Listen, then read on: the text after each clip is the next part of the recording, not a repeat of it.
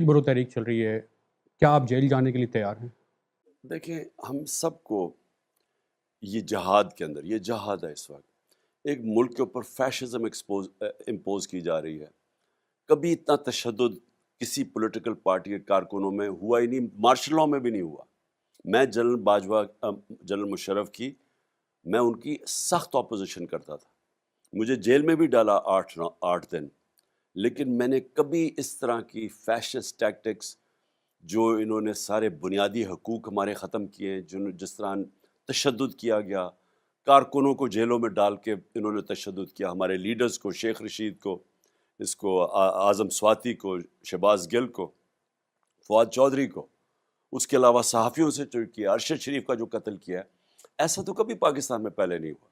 تو جو بنیادی حقوق ہیں ہمارے، ان سارے حقوق کی انہوں نے خلاف ورزی کی ہے، اور یہاں کوئی کسی قسم کی پروٹیکشن نہیں ہے. تو ہم نے اس لیے فیصلہ کیا کہ بجائے یہ ہمیں سپریس، دبائیں اور دھمکائیں، دو طریقے ہیں نا، یا انتشار کی طرف نکل جائیں، توڑ پھوڑو، اور یا پھر ہم پرامن ایک نان وائلنٹ طریقہ جو ہے جیل بھرو طریق، تاکہ ان کو ہم ایکسپوز کریں. اگر آپ گرفتار ہوتے ہیں تو کیا اسی جیل میں رہنا پسند کریں گے جس میں نواز شریف کو رکھا گیا تھا؟ دیکھیں، مجھے تو کوئی فرق نہیں پڑتا گرفتاری کا. میرے اوپر تو قاتلانہ حملہ ہوا ہے، تو میں تو ایک دوسری زندگی ہے میری. تو جیل میں جانے سے مجھے تو کوئی خوف نہیں ہے، اور خاص طور پہ آج کے ماحول کے اندر میں کئی دفعہ سوچتا ہوں کہ جیل میں تو چلا جاؤں گا، کیا یہ اس کا فال آؤٹ، گیون کہ پاکستان کی معیشت کے کیا حالات ہیں، کیا یہ برداشت کر لیں گے اس وقت؟